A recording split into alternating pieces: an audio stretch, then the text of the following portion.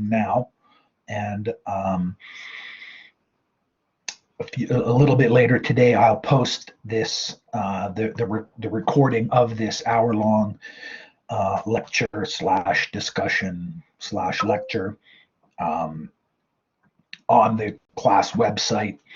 And I'm also going to make it available to yesterday's section. Yesterday's section, excuse me, was canceled or didn't happen because yesterday was Family Day. And so I'm going to start with Family Day as an object of sociological reflection and analysis in order to highlight some of the ways that sociologists sometimes, at least, try to do their sociologizing. So yesterday was Family Day, and in Ontario, I'll have to explain the context a little bit. I'm happy to do that, to explain the context a little bit, because not everyone, I can't be certain, given these conditions, that everyone in the class has even ever been to Ontario, right? We're in the online world right now, and I know for sure that some of the students, in our program are taking the course from other places in the world. So there are international students who are not in Ontario right now, and there are likely, I'm not checking, but there are likely students in our program who have never been to Ontario, and there's a chance that there are students who will get through our entire program without ever having been in Ontario. And I'm going to try to build outward from these initial reflections to try to build outward from this to socialization as it's understood by sociologists, and also how sociologists understand the contribution that socialization makes to society and our human experience. So yesterday was Family Day, so classes didn't happen. There were no classes, and there were all sorts of other changes to the social schedule. Family Day is a government exercise in Ontario and in a number of provinces in Canada. I don't know at all about other places in the world with respect to Family Day, but Family Day has been a provincially recognized holiday since 2008. I just Googled it. I went on the Wikipedia page, and what happened was in 2007, perhaps the year before the holiday began to be observed, the one of the parties running for election, one of the provincial parties running for election, made the commitment that they would introduce a paid holiday in the month of February. So the origin of Family Day is not families. The origin of Family Day is workplace realities. And the point I want to call to your attention is in its most general description, not especially surprising, and that is that things aren't always what they seem to be. But when you drill down a little bit and take a look at, in particular, a holiday which on its face, which nominally is supposed to be a celebration of whatever that holiday is about, often turns out to be also at least about something else. So another example that may or may not make sense to some or all of you, Christmas is a holiday. And what is Christmas about?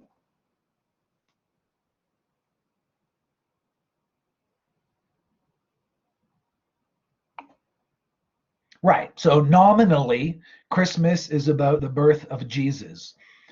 But it's been known for a long time that there's basically no chance that Jesus was born on December 25th. And that the date for that particular celebration is largely disconnected from the event that it purports to celebrate. Uh, Christmas in Ontario, Christmas in Toronto in 2020, and super likely in 2021 it'll be the same thing. What else is Christmas about? So it's the birth of Jesus, but it's also a day off for many, many people. What's the connection between Jesus being born and the store you work in not being open, or the factory you work in, or the college you teach at, or go to for that matter?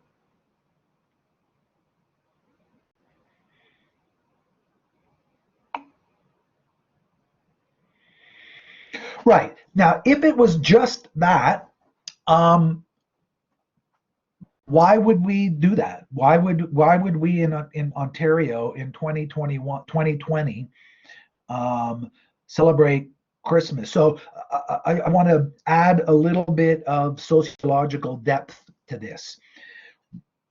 When the government of Ontario makes a work day a registered official holiday, one of the consequences of that is the employers have to pay their employees for work that their full-time employees under most circumstances. It's getting more and more difficult, and employers are finding more and more ways to get around this. But for the most part, one of the things about making a day a provincially recognized holiday is it means that employers have to pay their employees even though the employees aren't working.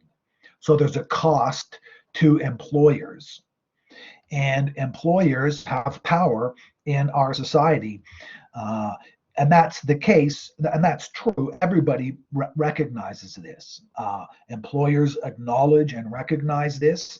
They might want or wish they had more power. They might disagree with some of us about just how much power they have, but everyone acknowledges that employers in Ontario, as in all jurisdictions, employers have a certain amount of leverage with the government. And notwithstanding that leverage, the government has these holidays and the employers figure it out. The employers don't necessarily like it. Certainly, Dalton McGuinty didn't add a paid holiday to the list of recognized holidays in order to curry favor with the employers. He did it, on the face of it at least, against their wishes. However, the way governments work and the way society works is not everybody gets what they want. Under some circumstances, some people don't ever get anything they want, but it's never the case that anybody gets absolutely everything they want all the time. Employers had to suck it up, and they had to figure out ways to get to work it through to be able to cover their expenses. They just add a penny a cup to the Tim Hortons, or however they work it out.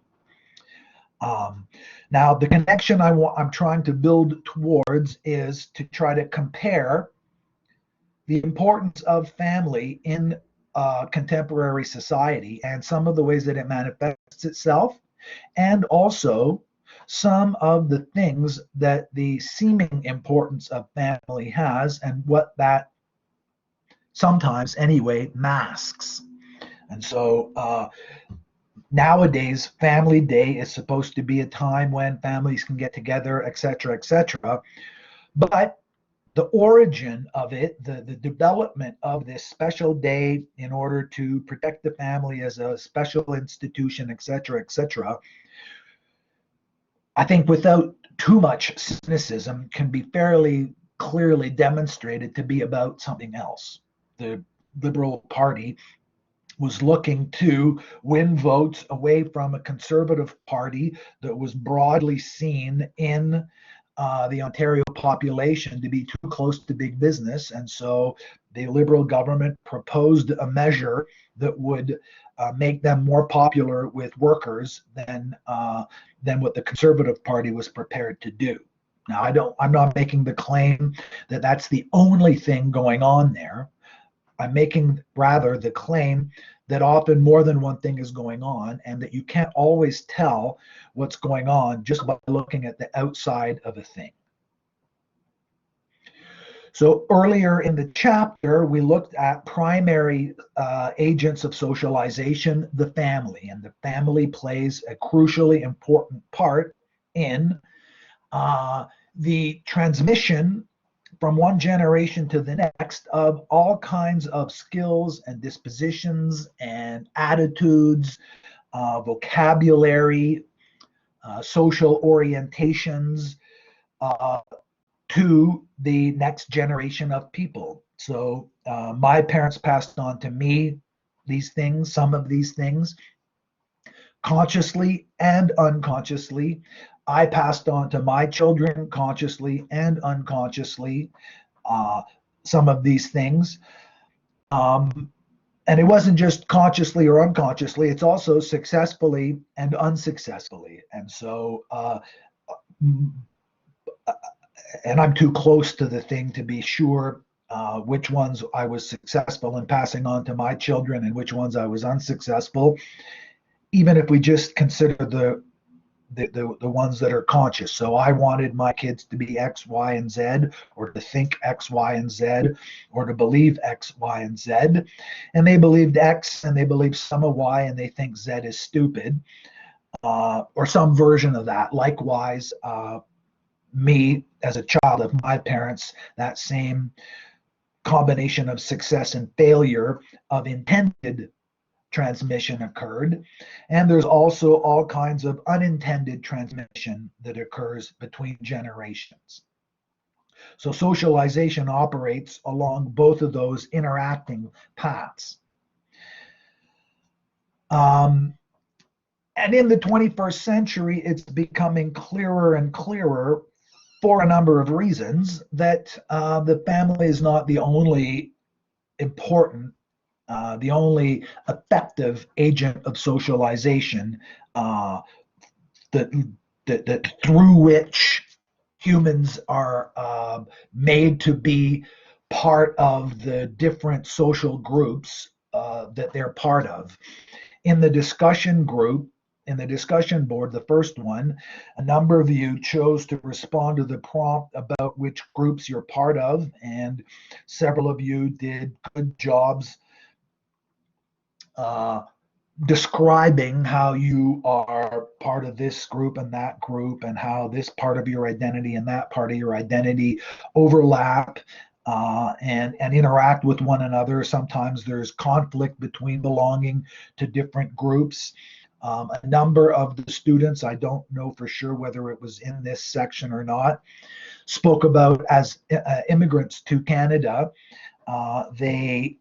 Some felt more welcomed, others felt less welcomed to Canada, and all of these different ways of becoming and feeling part of a group of which you are a member are operated through, are achieved through different modalities, and the vocabulary we use makes a difference here. So family is one. Today I want to spend the rest of the lecture talking about another one of the widely discussed and increasingly studied agents of socialization. And in order to do that, I'm going to switch over to my PowerPoint slide. So is the slide on your screen now?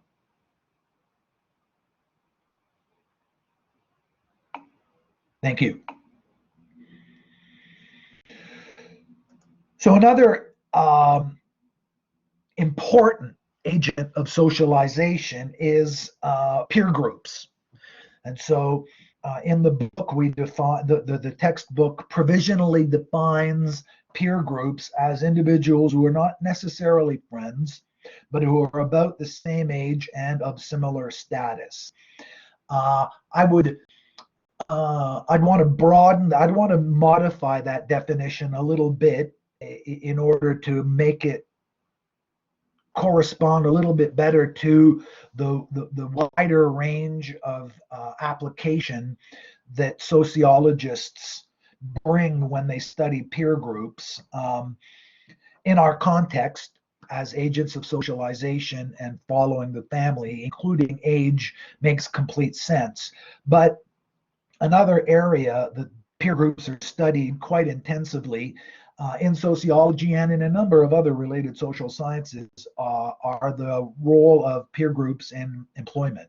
And so, and there, age has much less to do with it. Peer groups aren't indexed to age in a number of other contexts where their effect is widely believed to operate. I think it's absolutely crystal clear that peer groups operate in all kinds of other social settings other than adolescence, but nonetheless. So I just want to sort of put a little pin in this idea that peer groups are made up only of people the same age. A little bit more complicated is the notion of status. And so, do you recognize yourselves in this term? Do you see this description accurately characterizing, to some degree at least, the groups in which your lives are organized? Are you part of peer groups using this understanding of it?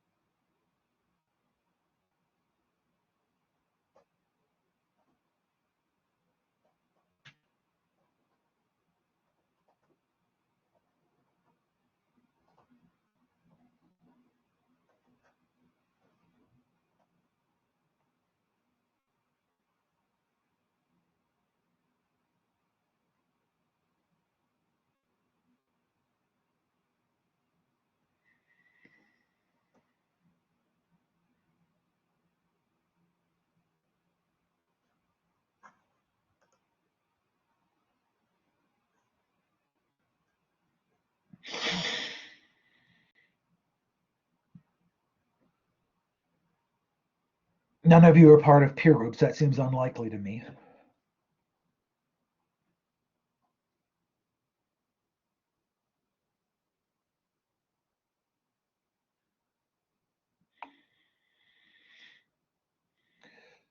Okay, Joseph, thank you. That is an interesting suggestion. Um, and I don't mean that rhetorically or pejoratively, like that's an interesting mole or something like that. It's a productive suggestion that'll allow us to get on board a number of factors that sociologists agree vary in the effectiveness in the effectiveness, say, of peer groups achieving what it is peer groups sociologists believe peer groups do. How does being in this class collect the people who are part of this class together? How does that happen?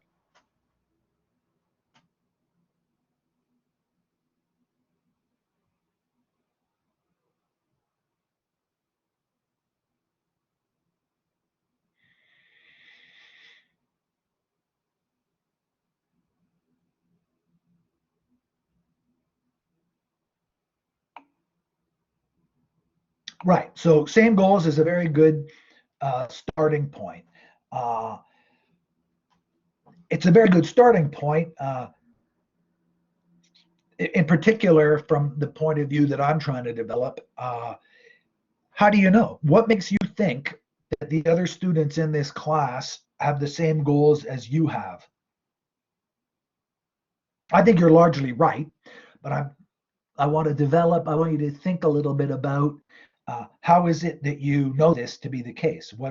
How did you come to that conclusion?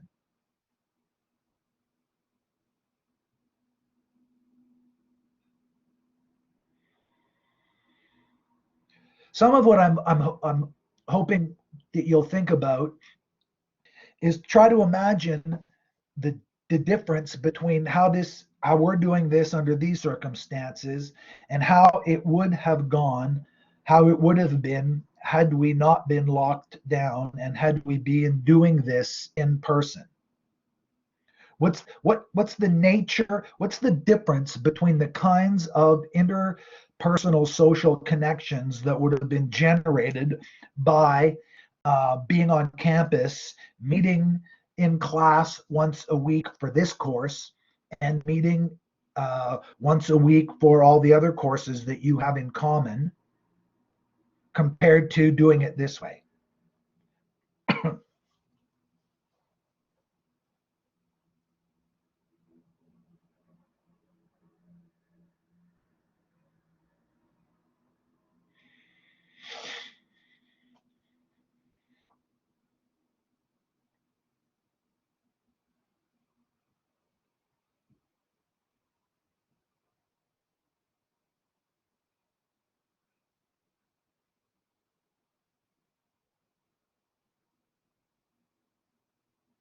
One thing for sure is it's easier for you to hide, easier for you to stay silent in this setting than it is in a classroom setting.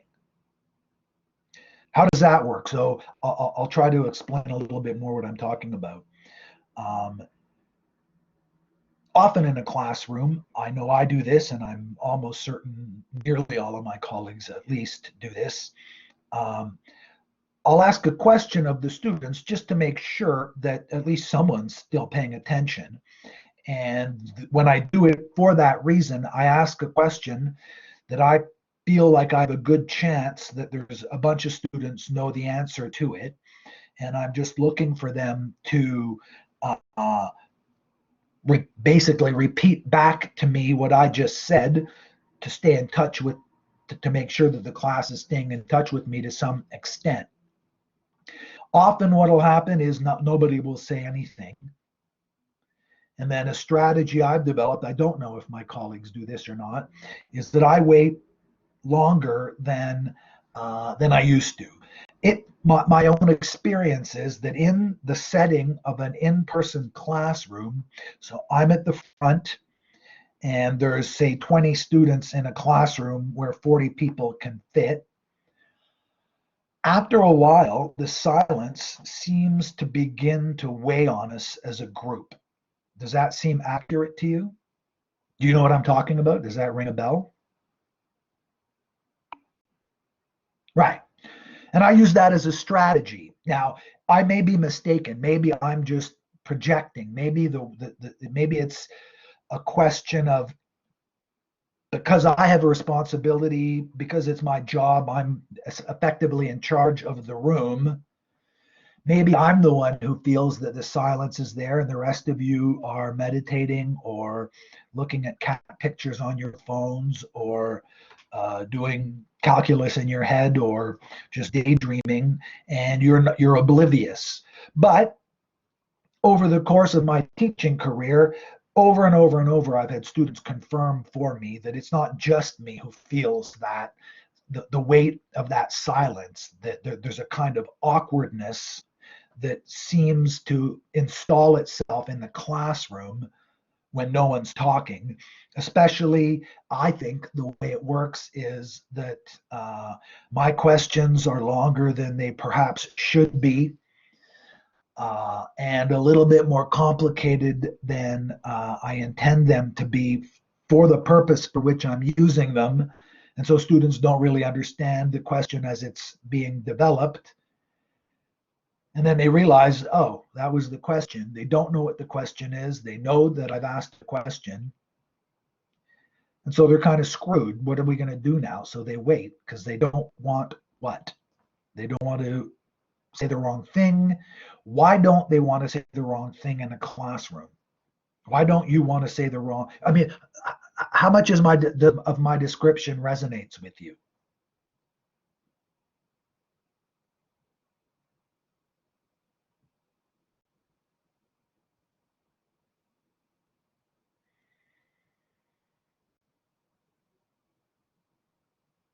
Well, let's start with the awkward thing. Is that accurate? Am I projecting that, or do you have you experienced that feeling of awkwardness? Are you experiencing it right now, even perhaps? Now, just so I'm clear, it's not at all incompatible. It can piss you off. You can find it irritating. You can find it distracting and also awkward. Those aren't mutually exclusive responses to the phenomenon I'm talking about. And so part of what I'm trying to demonstrate is that groups are real in a certain kind of way beyond simply the physical description of what's going on. And one of the ways that can be demonstrated is that in a classroom, in a room full of people who are brought together, presumably sharing the same goal. So I asked you, what is it about this assembly of people that makes you a group? And two of you suggested it was that you share the same goals. And so what I'm trying to get to try to work a little bit through is, what are the consequences of sharing these goals? One of those consequences is that you're aware in a variety of different ways that you're involved in the same process, that you're doing something not just in parallel, but a little bit closer than just in parallel. And that it's possible under some circumstances that you can meet those goals more efficiently and more effectively if you pool your resources. And that's in one way, that's one of the pedagogical purposes, one of the ways that a classroom question and answer session operates. When I ask a question in a classroom, and when I ask a question in this setting also, when one student answers, that one student has achieved something for herself or for himself and has achieved something for me. But often, at least often, I think every single time, but at least often, in addition to demonstrating to me that the student has understood some aspect or every aspect of the topic that the question is about, by participating in the whole exercise, the student reinforces the group dynamic that binds us all more and more or less successfully in the pursuit of those goals. So when one of you types in, what you're doing in addition to answering my question, what you're doing in addition to scratching your own itch, whatever reason you might have for contributing, you're also showing the other students, on the one hand, what the content of the answer might be. Also, you're showing to the other students what participation in this group looks like, is like. You're creating the group more by participating in the group. And it's in that way that sociologists understand socialization as a process. Socialization is an action. Something happens through socialization. It's not just the acquisition of objects. It's not just the accumulation of skills.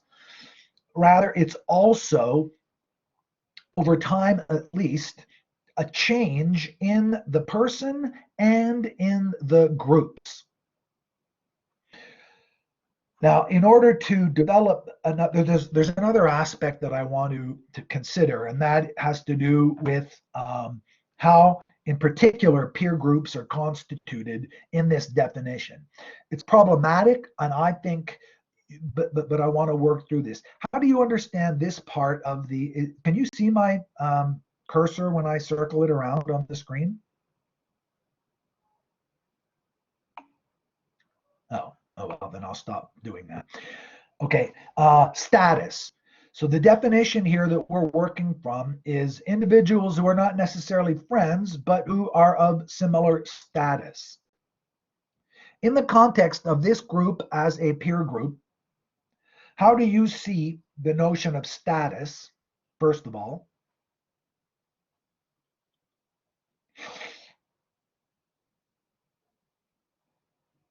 Well, let's compare it to, imagine we were in a classroom right now.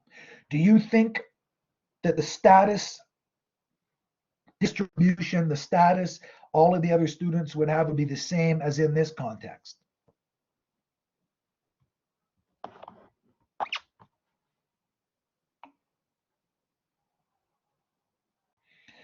Well, I'm going to push back a little bit, Douglas.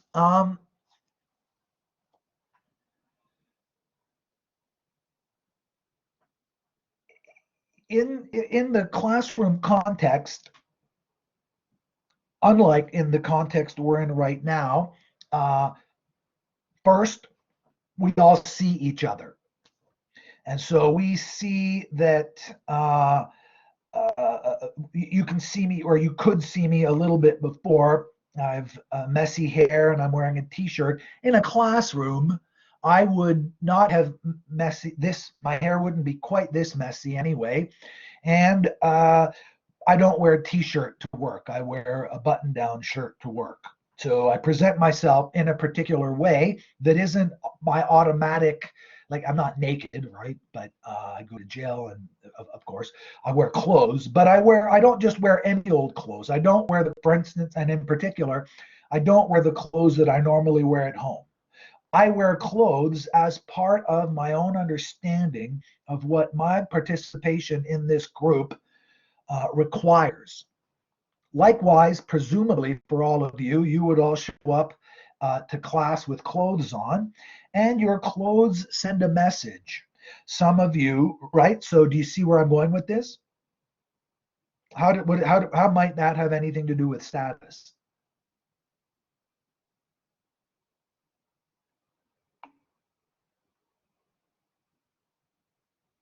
Well, clothes, among other things, under some circumstances and for some people, are an indication of class. And so if you wear expensive clothes, then people who know about this will know that you have expensive clothes, right? This can be important to some people, and it can be a matter of indifference to other people, but it signals status. But it also, in a way, in a complicated way, creates status.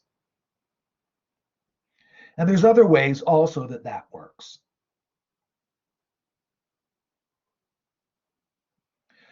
For example, I think, anyway, that students who ask questions and answer questions in a group have a different status. Like they generally fall within the same status group, but inside that group, they have a different standing.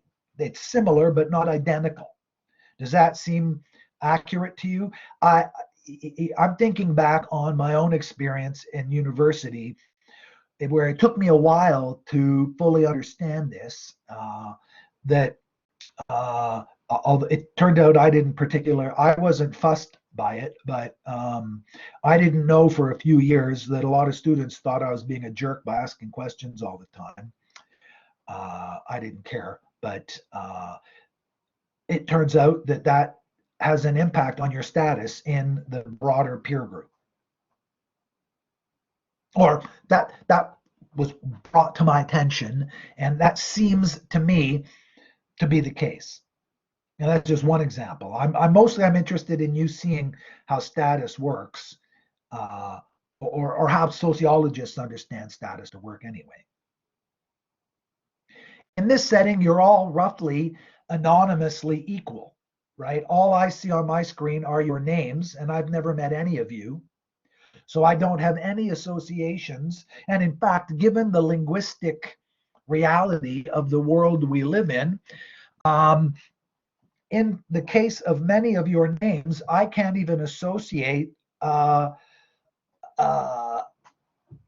ethnicity or gender or any of the other things that are sometimes signaled by visual cues. And that sorts, we tend to, even within a group, uh, organize our perceptions of the members of the group according to those different cues. Does that seem plausible to you?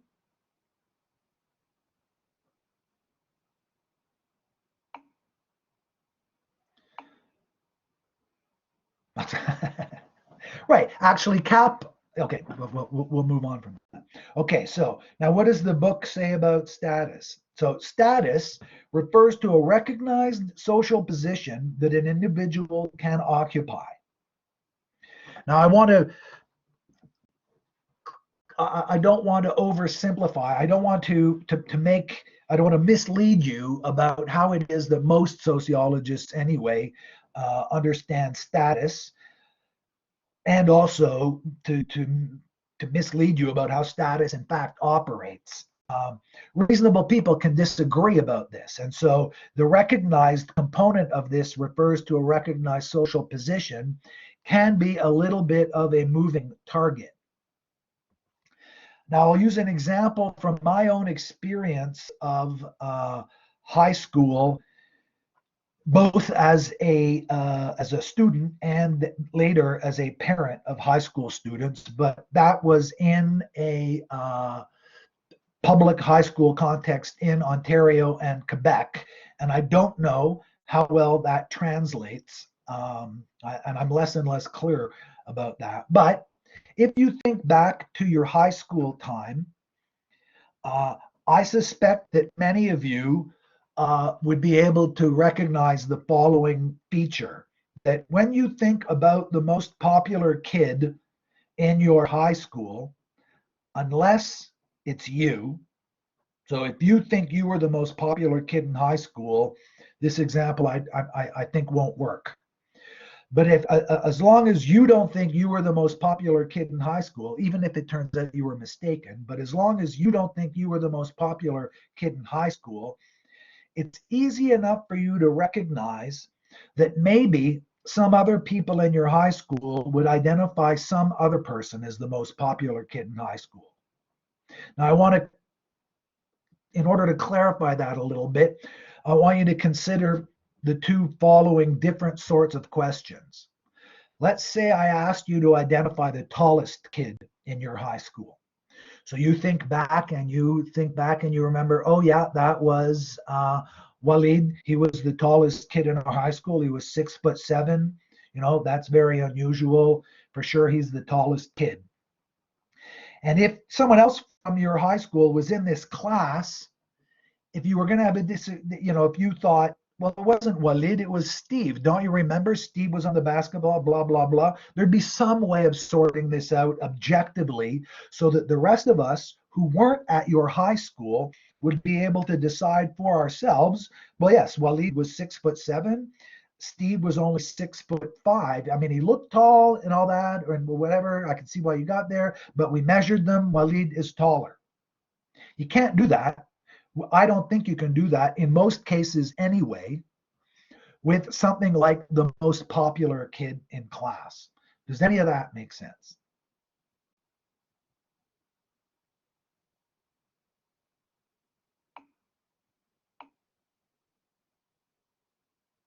Okay, so help me out with sort of kind of. Uh,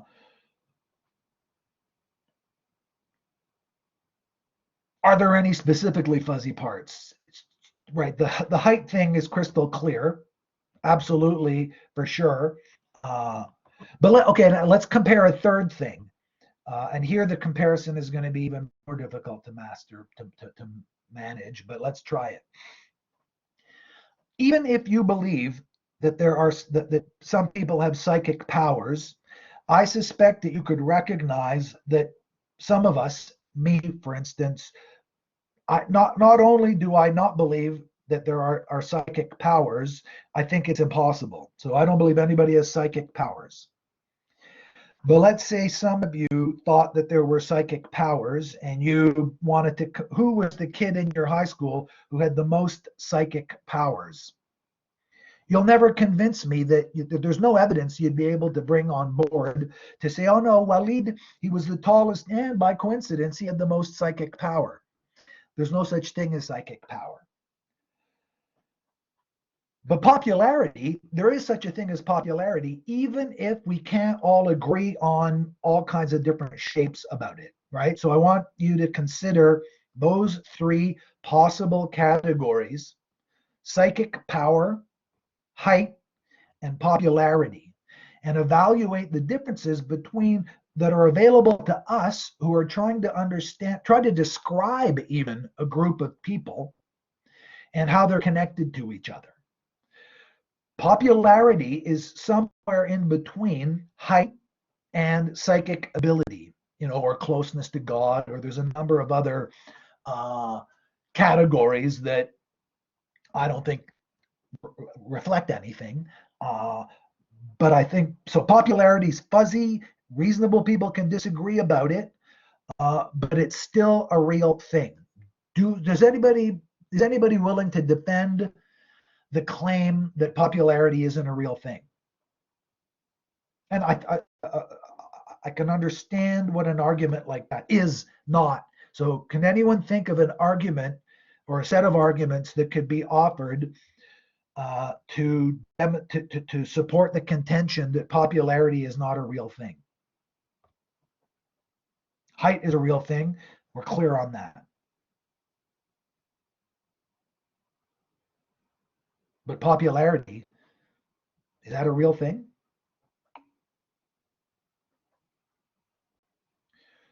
Well, so is height, but let's leave that. Aren't all concepts abstract?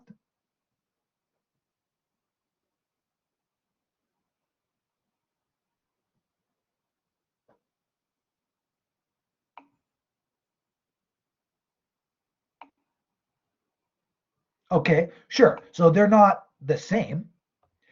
Now we're getting closer. Popularity can't be measured objectively. What about if we took a poll?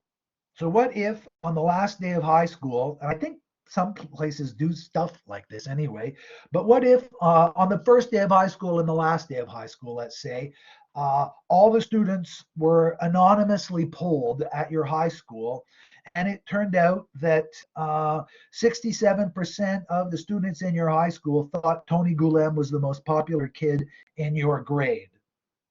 Would that be some sort of objective measure of, and the next highest was Scott Loomer, and he was at 49% of the students.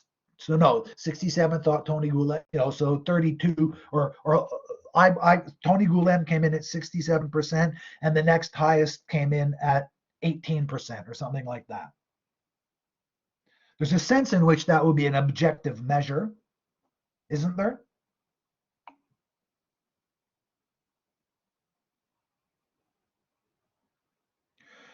Okay, good. Are opinions objective things? Do you have opinions?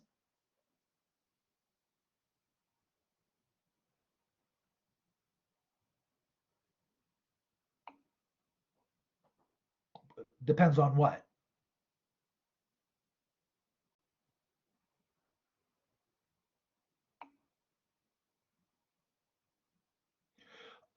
The content of the opinion might not be objective, probably isn't objective, but that you have an opinion, that seems to me to be an objective fact. And it's objective, at least relevantly from a sociological point of view, in that specifically on the example that Douglas chose about, let me just get it exactly the way he said it, an opinion on a movie. Movie studios spend millions and millions and millions of dollars finding out what people's opinions on the movies are.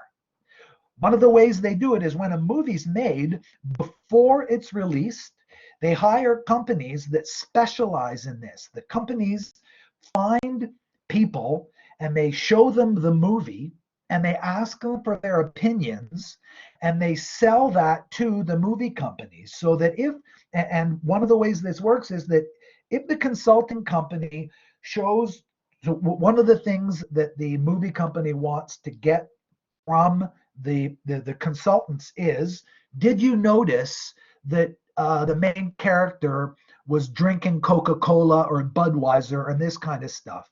Because in the movies, corporations pay money for product placement, and they want to be sure that they're getting something for their money.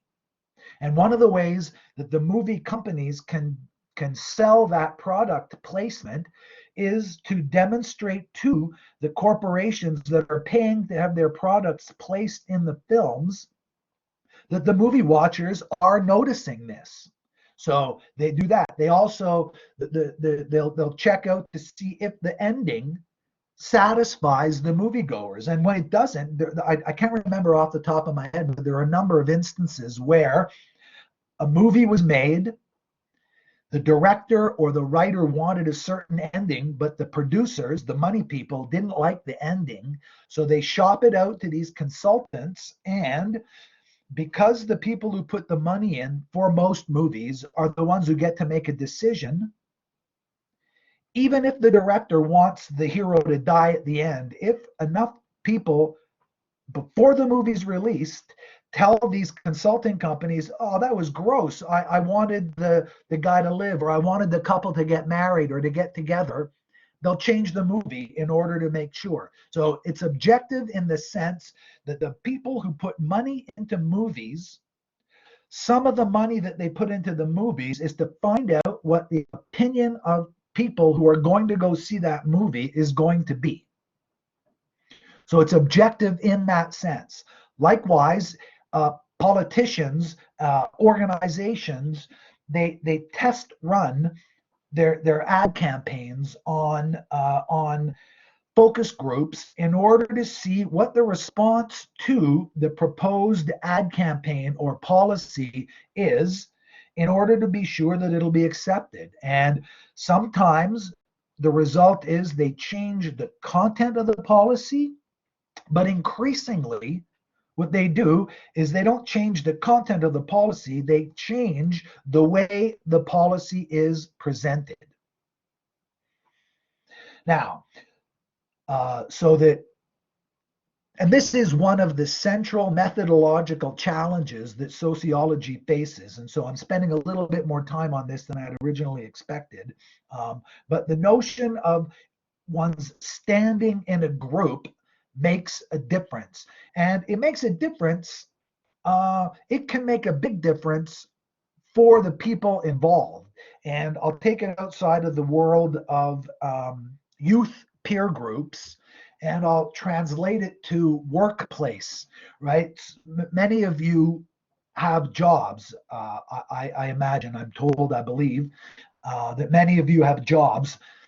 Some of you may have lost your jobs because of COVID, but you'll probably remember what it was like to be part of a workplace, and you have relationships with the people you work with. And in some ways, workplace personal relationships produce a better understanding of how peer groups can operate than do high school ones, because in the workplace, your friendship, your membership in that group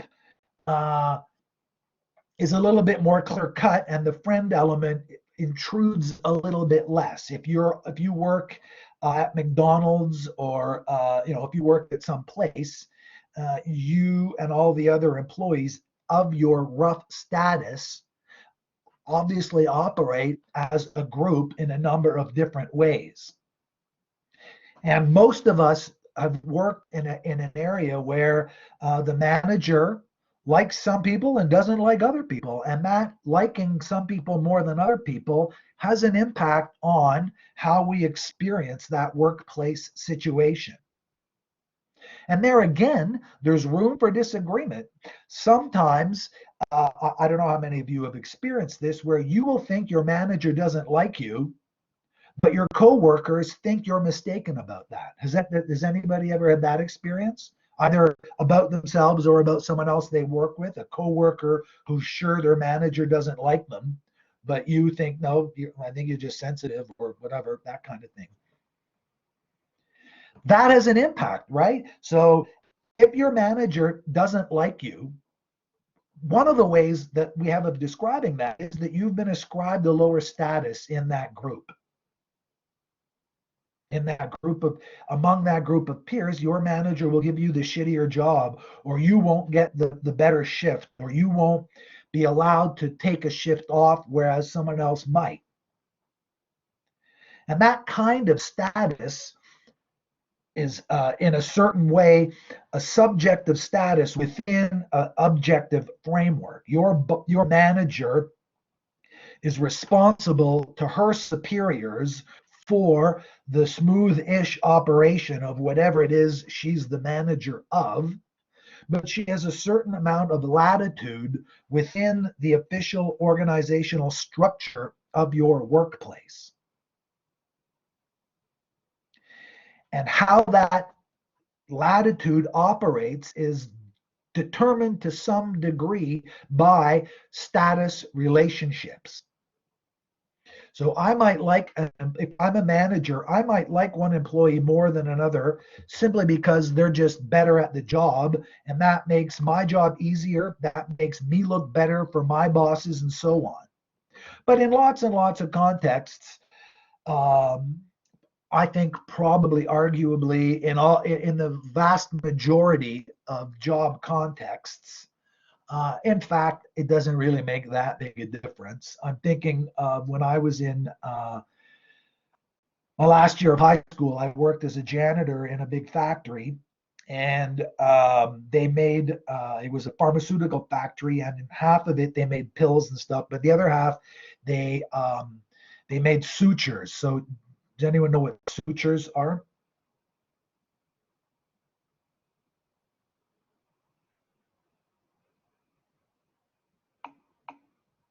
Yeah, stitching for surgery. They made surgical sutures, all the different sizes. And so there was a room with, I don't know exactly, let's say 100 workers.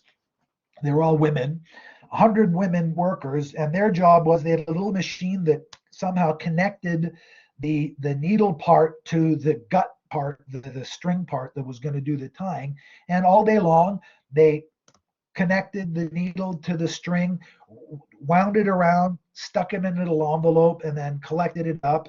And they all worked, and they had someone in charge. I was the janitor, so I knew them I was the summer replacement janitor.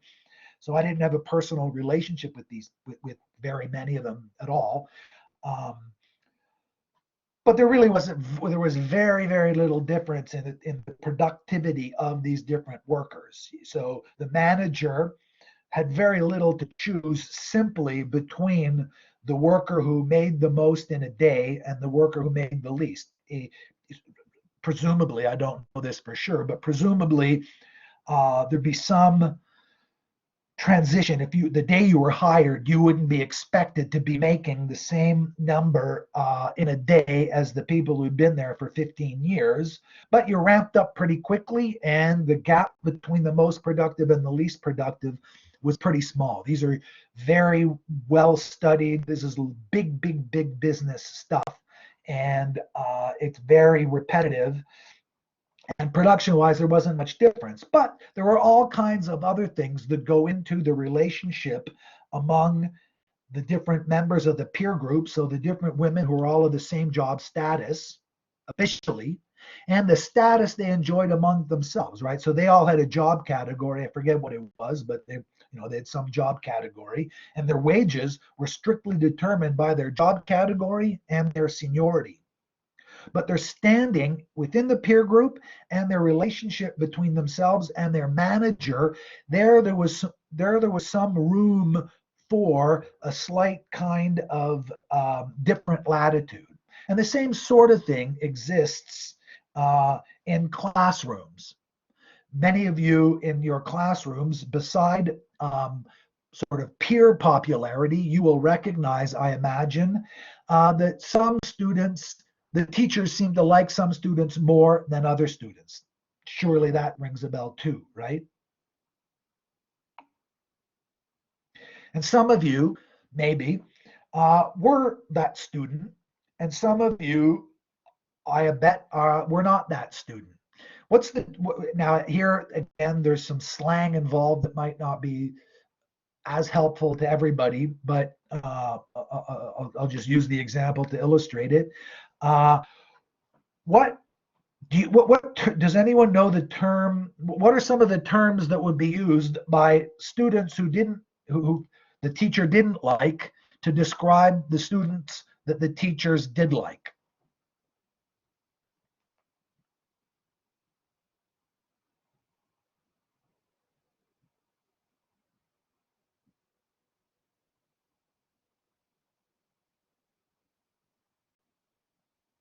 So the term I had in mind was teacher's pet. Does that term, I mean, that's the term that was used when I was a high school kid. Does that term ring a bell? Is that a term that's still in use? Right. So a teacher's pet. If you were or you thought you were a teacher's pet, what is it that the students who weren't the teacher's pet, what term might they have used to describe you? Likewise, if you weren't a teacher's pet, what term, how did you interpret the teacher's pet?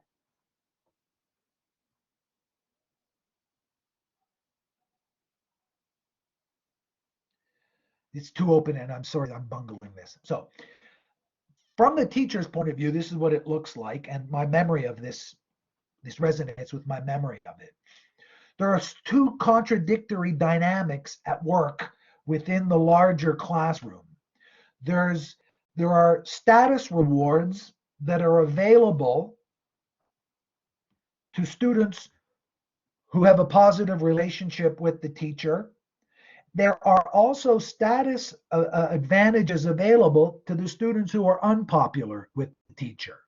So, roughly speaking, the cool kids are cooler for not being liked by the teacher. And I don't know what the right term would be for the students who are liked by the teacher. I'm afraid cool is probably not the way that that would be described, but maybe there were schools where being in with the teacher also made you cool with your classmates. Definitely not at any of the schools I ever went to. But that's a small sample of all the schools. But you see how the status can be distributed in contradictory ways, even within a peer group. Does that make sense? It's a badge of honor to be kicked out of class in some groups in high school. It's a badge of honor to be on the honor roll in some same high schools. And the social organization within which these peer groups operate manage to include in tension. So there's conflict and there's energy that's generated and there's contradiction at work within that institution. But the institutions operate with a certain amount of toleration for that contradictoriness. Does that seem right?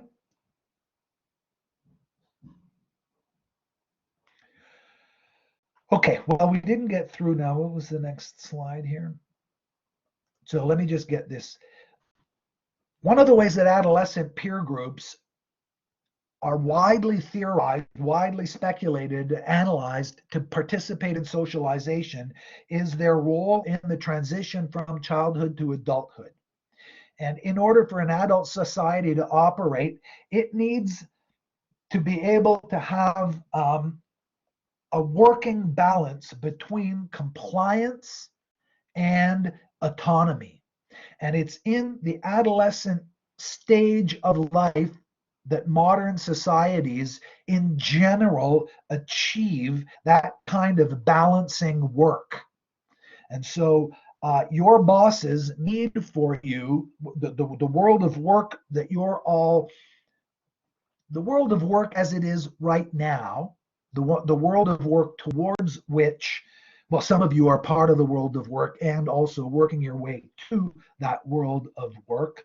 The way sociologists currently understand that world of work is that it perpetuates itself by achieving a working balance between employees complying with the organizational requirements as they're imposed by their superiors, and the employees pushing back against those requirements in ways that advance the interests of the organization. Now, interests are understood by sociologists to be objective and subjective, or to have objective and subjective components. And so bosses want compliance in general, but they also eventually benefit for resistance to that compliance when what is being asked for ends up going against the mechanism. So a typical sort of, I don't know if it's actually humorous, but the suggestion jar, or a suggestion box is one way of trying to capture what's going on. By and large, most of us who have spent our working lives as subordinates, I've never been a boss. I don't think I've ever been a boss of anything, for all kinds of different reasons. Bosses often solicit the opinion of their employees, and it often feels like they don't really give a shit. That I'm often puzzled about why it is that bosses ask us for our opinion, and in general, my feeling always is that they do it to keep us quiet. However, it does remain the case that under at least some circumstances and sometimes the opinions of employees, when it does make its way up the hierarchy, can be looped back into how the organization operates and can improve the ability of that organization to meet its goals. Now, sometimes that the equilibrium between compliance and resistance gets broken and the organizations fall apart. Other times, the organizations reinvent themselves around a newly achieved equilibrium. And so over the course of my lifetime, even, our society has reworked a number of those equilibrium points. And I'm old enough to remember working in many, many workplaces where it was very widely accepted early on in my life that there was such a thing as men's work and women's work. And that is no longer it's no longer legal, even really, to do that. But it's also, and in some ways more importantly, no longer really seen as a super helpful, accurate distinction with which to understand how the division of labor is going to operate in most workplaces, let's say. And that change, that transformation was in part driven by workplace, by sort of lower down the hierarchy pushback against the required compliance. And it's in adolescent peer groups where the kind of strategies for recognizing what's expected, recognizing the amount of flexibility in meeting that. So an example of this is how you figure out what a deadline really means. An example of how that works at the college is an example of how that negotiation operates in the real world. Okay, so I've gone 5 minutes over my time. I'm going to pick it up next week from here and try to branch out from how adolescent groups are constituted to how they perform their socializing work through this equilibrating, balancing, and negotiating rebellion and compliance. So that's it for today. Thank you for your attention. So I'm going to turn off the recording now.